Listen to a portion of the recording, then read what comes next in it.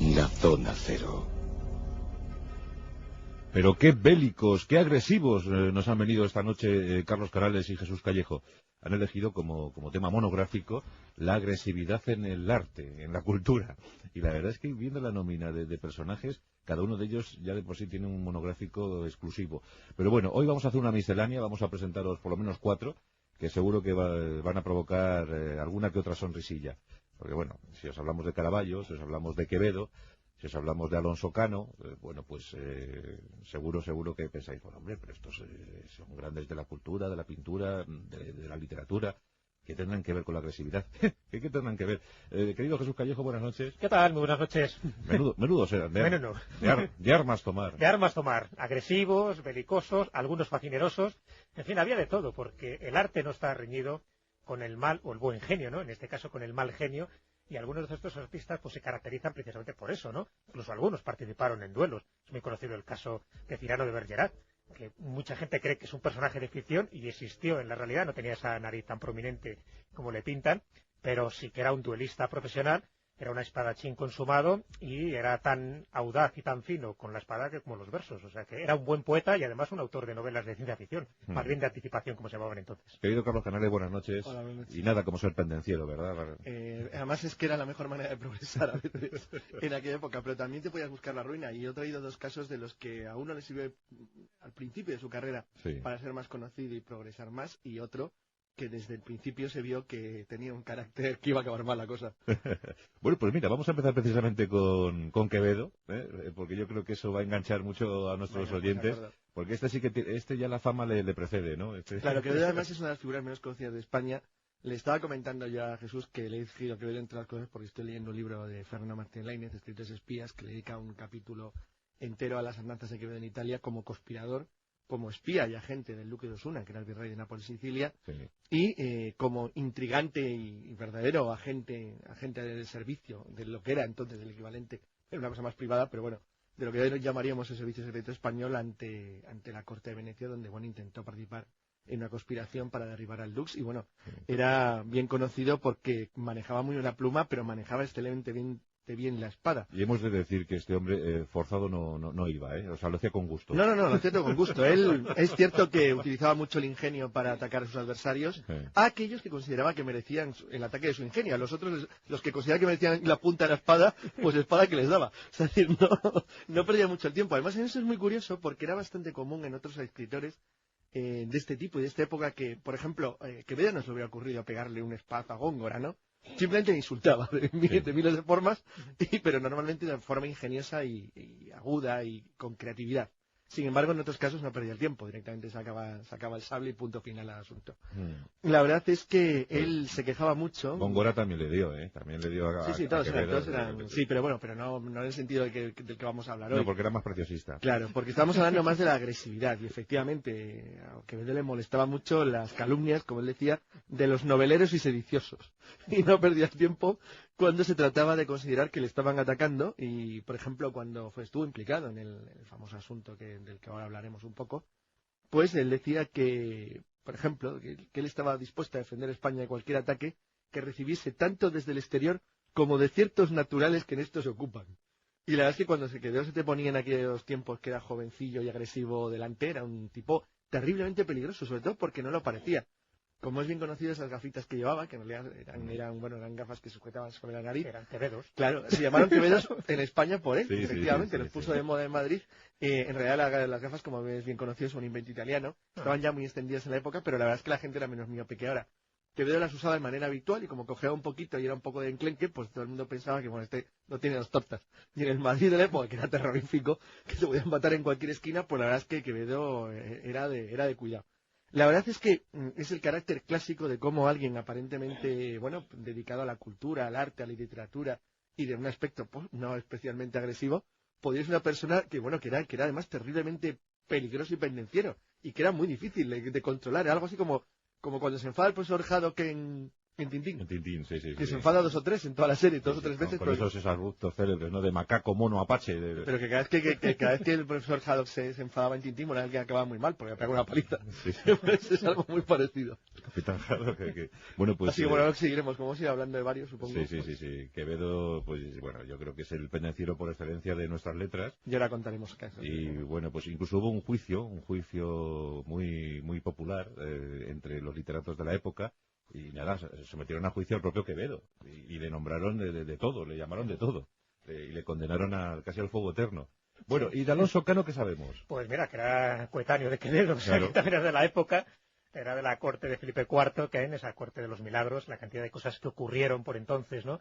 La cantidad de grandes artistas que tuvimos, de grandes místicas, Sor María Jesús de Ágreda, y de grandes personajes de la literatura y de la pintura, y en este caso también de la escultura. Alonso Cano. Alonso Cano, que mucha gente lo conoce pues por la calle Alonso Cano, incluso por la parada de metro en Madrid, pero fue un personaje de estos curiosísimos, Sí. a todos los niveles, a todos los niveles. Él era granadino, pero pasó más de 15 años en Madrid, pintando, pues eso, en la corte de Felipe IV, sobre todo le nombró pintor de cámara el conde duque de Olivares, y bueno, pues él alternaba sus ratos de pintura con sus, perdón, con sus momentos de pendenciero, porque lo era. Se sabe que era un duelista, que era un broncas, que rápidamente se enfadaba por cualquier cosa, y aquí está lo curioso, es decir, fue un personaje que solo pintó obras de arte religiosas, místicas, piadosas. Entonces, parece que encaja muy mal que este hombre, en sus ratos libres, pues fuera un verdadero profesional casi del exabrupto, una persona mal encarada, que le temían allí por donde iba, y que tuvo muchísimos problemas con la gente, ¿no? Bueno, pero entonces aquí está lo curioso, ¿no? Se desahogaba, ¿no? Se desahogaba y fácilmente, además. Pero ¿cuándo empieza a tener problemas con la justicia? Bueno, él se casa 2 veces, se casa con la primera mujer y a los 2 años de la boda muere en circunstancias extrañas, nos dicen que muere por el parto, pero bueno, quedó ahí un poco en el aire y, bueno, se vuelve a casar por segunda vez y se casa con Madalena de Uceda. Bueno, aquí es donde entra lo curioso, porque esta mujer, cuando se casa con él, tenía 12 años en el momento de la boda, y con el tiempo muere asesinada en el año 1644, y inmediatamente se le acusa a Alonso Cano como ser el asesino de su esposa. De hecho, le acusan, le torturan y a pesar de todo queda absuelto. Pero ya su reputación queda como bastante tocada porque ya te digo que tenía fama de pendenciero en aquel momento. Él se tiene que marchar deprisa y corriendo a Valencia, va buscando refugio en un monasterio cartujo. Le defiende muchísimo Velázquez, por ejemplo, que era un gran amigo de Alonso Cano. Velázquez le protege todo lo que puede, pero bueno, aún así ya esa fama le persiguió un poco toda su vida, hasta el momento en que cuando va a Granada, ya para pintar, toma las órdenes religiosas, con la oposición de muchísimos religiosos, porque bueno, ¿cómo le vamos a este hombre nombrar su diácono, por ejemplo, que le nombraron, aparte de maestro mayor de la catedral, dice con los antecedentes y con el currículum que tiene? Pero bueno, aún así le nombraron, y el hecho que ahí queda ya en Granada hasta que muere en el año 1667, incluso se cuenta una anécdota para que se vea un poco el carácter que tenía Alonso Cano, justo cuando, bueno, pues está agonizando, recibe los santos sacramentos, y dice esta anécdota que cuando le acerca el sacerdote el crucifijo para que le bese, lo rechaza, diciendo que tiene una mala calidad de la talla y que eso no lo besa. O sea que, Una marca. una mala calidad de la talla. Bueno, también se cuenta esto de Andrés del Berrocho, o sea que posiblemente sea una anécdota apócrifa, pero bueno, que se indica un poco ese carácter, ese genio y figura incluso hasta la sepultura, incluso en los momentos últimos de su muerte. Bueno, pues Alonso Cano es un alma de Dios, es una ovejita, es un bebé, un panda, un oso panda, comparado con este que nos trae Carlos. Que este está considerado como uno de los seres más perversos en la historia del arte. Es que era malo, ¿eh? Es que era malo, además, formaba parte de su carácter, además era imposible de evitar. Cualquiera que una biografía de Giovanni Battista Merisi, famoso nombre, Sí. y el Caravaggio, Caravaggio. sabría enseguida que algo pasaba, que bueno, que tenía algún punto, tenía un cable pelado probablemente cuando se le cruzaba, bueno, pues era algo terrible. Y no lo podía evitar porque no lo pudo evitar nunca a lo largo de su vida. Entonces es muy interesante porque cualquier biografía de Caravaggio va mezclando 2 partes. La parte de la creación artística, donde por cierto en algunas partes eran sus obsesiones, por ejemplo, al final de su vida él estaba obsesionado con que le iban a cortar la cabeza, cosa que era lógica, y pintaba muchísimas veces. ¿Y por qué tendría ese temor? Bueno, además empezó de jovencito. La verdad es que empezó porque fue una vida muy acelerada, él muere muy joven, y tiene 2 partes, su vida muy claramente definida. Es una parte dedicada al arte, es uno de los grandes artistas de finales del 16 y sobre todo de principios del 17, que es la época en la que revolucionó el arte, ¿no? Con el efectivamente, cerebrismo. la otra parte de su vida está dedicada pura y simplemente a matar gente y meterse en líos. O estar escapando permanentemente de cárceles y justicia. Es una parte a crear y otra Como a anécdota matar. de contar antes de contar un pequeño resumen de sus andanzas, que batió uno de los récords del mundo de permanencia en la Orden de Malta, en los que de San Juan. La Orden de Malta, a él, bueno, él como ya era conocido, había sido subdiácono del obispo de Bérgamo y bueno, tenía una formación religiosa notable. Además era bien conocido, luego veremos por qué, con la espada, y eso siempre ha bienvenido entre los caballeros de Malta, que no eran precisamente la gente más tranquila del mundo. Pero es que, claro, lo de Caravaggio le superaba. De hecho, él les ha admitido en la orden el 14 de julio de 1608 y expulsado el 1 de diciembre. Y luego veremos por qué. Pero la verdad es que se las traía. A él le detuvieron por primera vez, fue un arresto policial, porque se empeñaba en ir armado con espada por las calles de Roma, en zonas donde, bueno, vivía el Papa, era lo que es el Vaticano, y estaba prohibido, bajo cualquier concepto, el portar armas en las cercanías, la zona, obviamente, donde se encontraba el Papa. Pues bueno, la policía le detiene.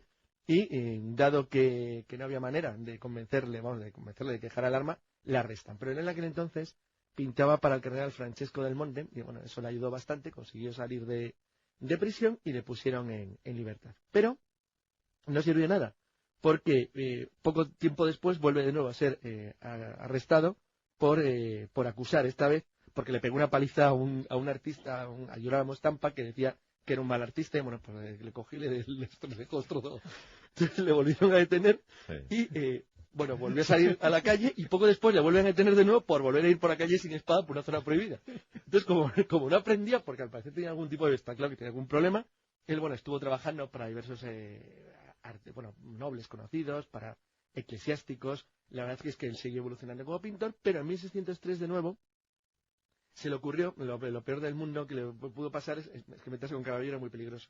Entonces había un pintor que se llama Giovanni Baglione que se creyó contra él porque decía que difundían poesías difamatorias. Por supuesto, de nuevo se produjo el interrogatorio, la nueva agresión, y de nuevo tuvo que escapar, y esta vez se refugió en Tolentino, hasta que en 1604 se produce el primer incidente grave. Y es que el 24 de abril él fue acusado por un trabajador de un hostal que se llamaba Pietro de Fusacalla, de que le había lanzado a la cara un plato de alcachofas y que lo había insultado.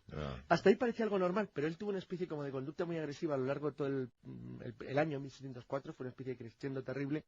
De hecho, el 4 de junio del mismo año le vuelven a detener y le condenan porque había herido a Pietro de la Carnaccia.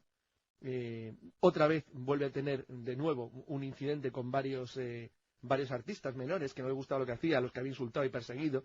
Entonces, bueno, le volvieron a arrestar hasta... Todo eso, mientras tanto, estaba pintando, por ejemplo, a la Virgen de los Peregrinos. O sea, que fue un año para el creativo.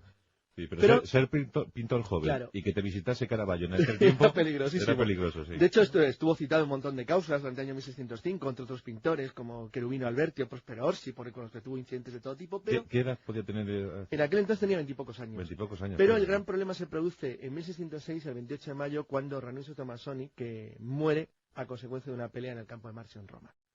Esto ya es mucho más serio porque es un asesinato, entonces él empieza a ser perseguido por la justicia. Obviamente no existía algo parecido a lo que llamaríamos Interpol, pero por alguna razón extraña le perseguían todas las policías y agentes del mundo. Lo cual quiere decir que era bastante conocido, que era un tipo complicado y peligroso. Vamos, que le habían tomado cariño. Hay que tener en cuenta que todos los artistas de la época vivían de mecenazgos, es decir, vivían para familias nobles que les financiaban las obras, o bien para la iglesia, de hecho que era lo más habitual, dentro al menos de la Europa católica de la época. El problema de Caravaggio es que cada uno de los contratos se entremezclaba con que tenían que sacarle de la cárcel, o tenían que ir a buscar la cárcel, o acabar en la cárcel por algún motivo. Eso es lo que probablemente, bueno, con seguridad le hace huir a Malta. Él llega a Malta escapando de la justicia, y cuando llega, sus habilidades con la espada y su carácter es bien apreciado por parte del gran maestre, al cual, por cierto, pintó. Lo cual es curioso porque es uno de los pocos cuadros que se conservan del gran maestre de la época. Alón de Viñancourt. Exacto, a Viñancourt. Entonces, él pinta al Viñancourt durante los apenas 3 meses que estuvo, porque el 27 de agosto no pudo contenerse y en un duelo vuelve a herir de gravedad a un caballero de Malta, con el que había cruzado unas palabras de más. Y le habían admitido un mes antes, ¿no? Sí, efectivamente. Le habían admitido el 14 de julio, el 27 de agosto ya se había cargado a un caballero de Malta. Y bueno, porque todavía si hubiera sido un turco, ya podían pensar. Sí. El caso es que el 6, es detenido y encarcelado, pero como siempre consigue escapar de la cárcel el 6 de octubre, y el 1 de diciembre el Gran Consejo de la Orden de los Caballeros de San Juan, decide expulsarle. No obstante, fíjate, le dio tiempo a hacer, se conservan de su época maltesa un retrato con armadura del gran maestre, el que hemos citado, de Miñancur, y su paje, la degollación de San Juan Bautista, es la primera cabeza cortada, estaba obsesionado con las cabezas ver cortadas. en la cocatedral de la Valeta. Exacto. Y efectivamente es esta en la Valeta. Y luego la sepultura de Santa Lucía, que está en el Museo Regional de Siracusa. O sea, 3 obras. 3 obras, 3 meses. 3 meses un muerto. Bueno, no estuvo mal. Entonces, la verdad es que era un caso terrible. Hombre, además, fíjate que se basaba mucho en sus modelos en prostitutas, por ejemplo, en cadáveres. Sí. Bueno, y eso que fíjate, sabes que le acusaban de homosexualidad, por lo cual eso fue una de las cosas por las que alguien insinuaba a alguien que moría o tenía algún problema. Sí, sí. Y no vivió mucho más. No mucho más, porque él escapa de Malta el 1 de diciembre, el 6 de octubre de 1608, en 1609 se le encuentra de nuevo en Italia, y en Roma el 24 de octubre de nuevo tiene problema porque un artista que de nuevo ha discutido con él en Nápoles, le pegó tal paliza que le dejó totalmente desfigurado.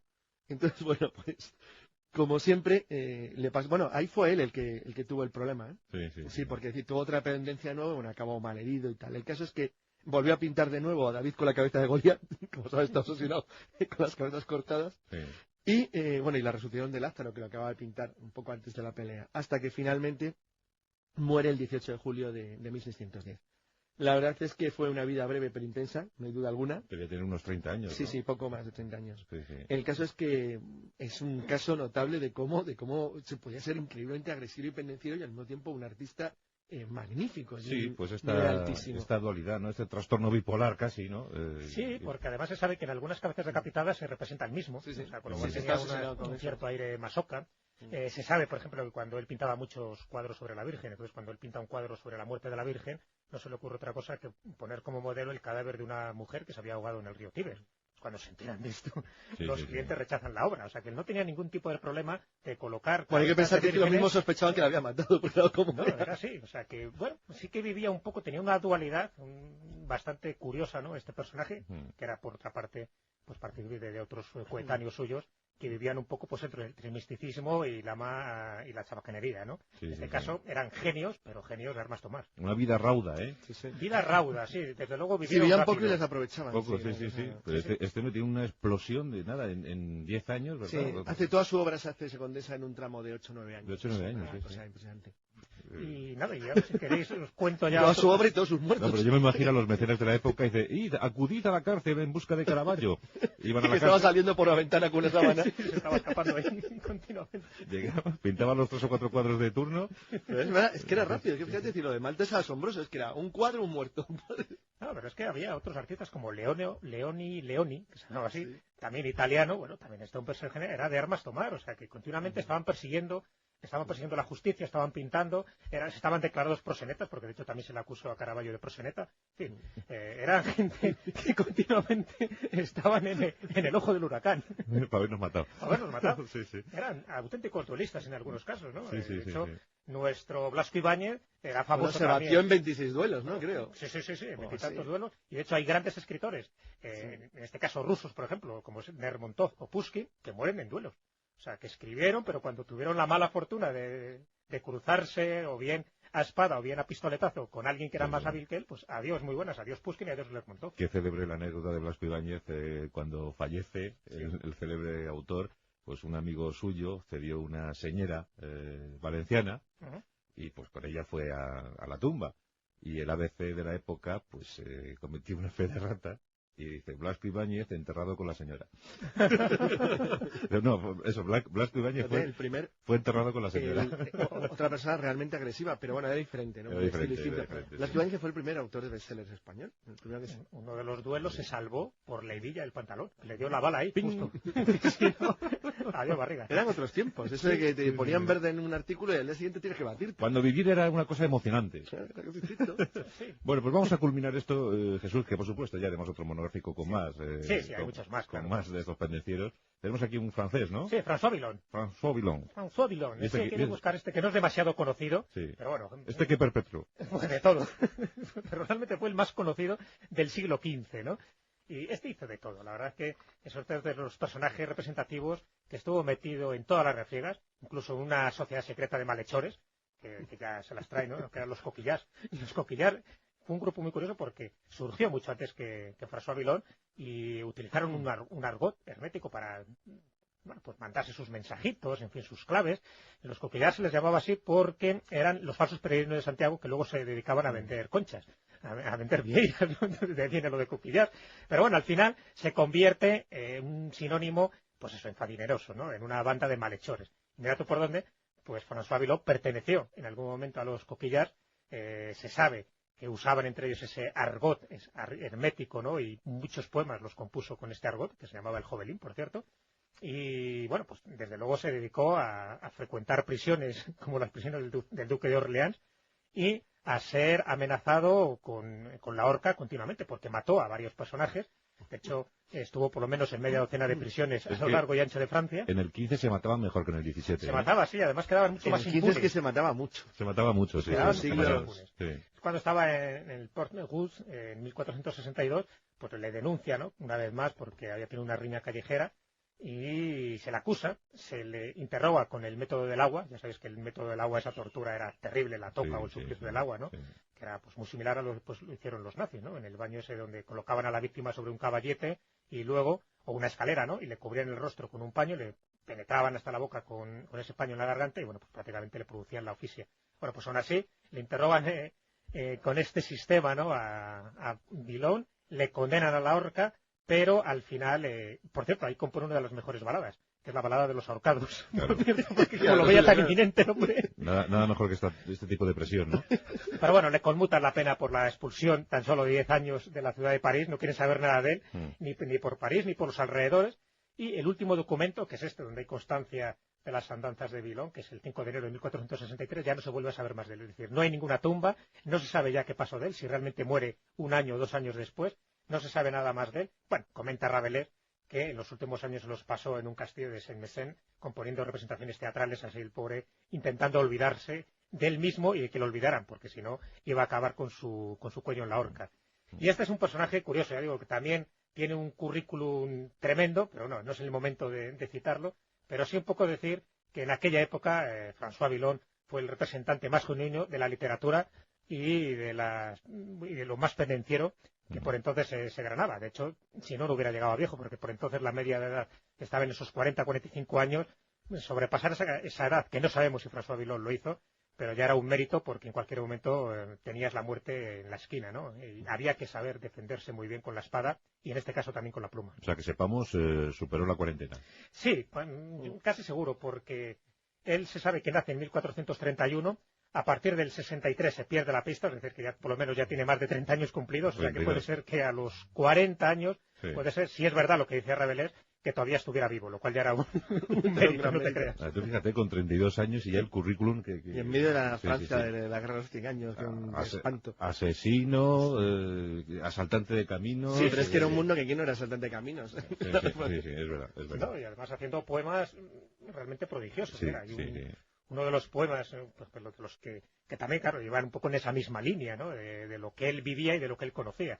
Dice: rima, zahiere, pulsa un instrumento como los locos que el disfraz protege. Hazte el payaso, el mago, inventa un cuento y representa donde se te deje escarnios, farsas y moralidades. Gana las cartas, todo lo que adquieres, escucha atentamente y no te enfades. Todo se va en tabernas y en mujeres. Bueno, este es un poema de François Villon. Un propósito de vida. Que para que veas un poco, pues... Sí, para quien tenía que sobrevivir, fíjate que los ambientes que no es comparable por el entorno social en el que se movía, pero a mí el entorno del mundo me recuerda mucho a Jorge Manrique. Porque vive en la misma época, bueno, mueren de la misma forma, más o menos. Bueno, no sabe cómo muere, a Jorge Manrique le dejan sin cabeza en García Muñoz. Bueno, una pedrada. Pero Christopher Marlowe, que también muere en una reyerta de taberna, también, ¿no? Pero ¿qué es eso? Es decir, que sabían que iban a vivir poco. Y muy joven, Christopher Marlowe no llega a los 30 años. Claro, pero es que sabían esa muerte, ¿no? Sabían realmente que las posibilidades de vivir mucho tiempo eran escasas. Es que antes te morías con 28 o 29 años y vamos, ya está. Claro, pero que es verdad que eso aceleraba y condicionaba mucho el comportamiento de la gente, porque sabían que su esperanza de vida era muy corta, que si superaron la infancia, que ya era un milagro, lo más normal es que no pasaran de los 30 y tantos años. Pero porque lo más normal es o que murieran o de causa natural, es decir, una infección, una enfermedad o lo que sea, o en cualquier incidente violento de cualquier tipo, porque la vida era breve. Muy breve. Sí, Muy breve, llegar de manera normal a la vejez, como ahora, eso era algo absolutamente extraordinario Sí. y muy infrecuente. Entonces no, y mucho más en las clases bajas, que eran todas, Eran todas. prácticamente. Bueno, pues eso ya lo dijo Pedro Picapiedra. Dice, mi padre llevó una vida muy sana y llegó a la edad longeva de 38 años, ¿no? Bueno, pues muchas gracias, Carlos Canales. Toma, para ti estas lentes de Quevedo Ay, qué bien comentas. son de 23 aumentos. Está bien, está bien. Por eso ya decía yo que pesaban. Y para ti, Jesús, toma, A ver. esta réplica exacta de un potro renacentista. ¿Sí? Ponte. Sí, pero está un poco desbocado, ¿no? Ya, pero es que ahora vengo con el cubo y O sea, que por eso. ya verás qué risa.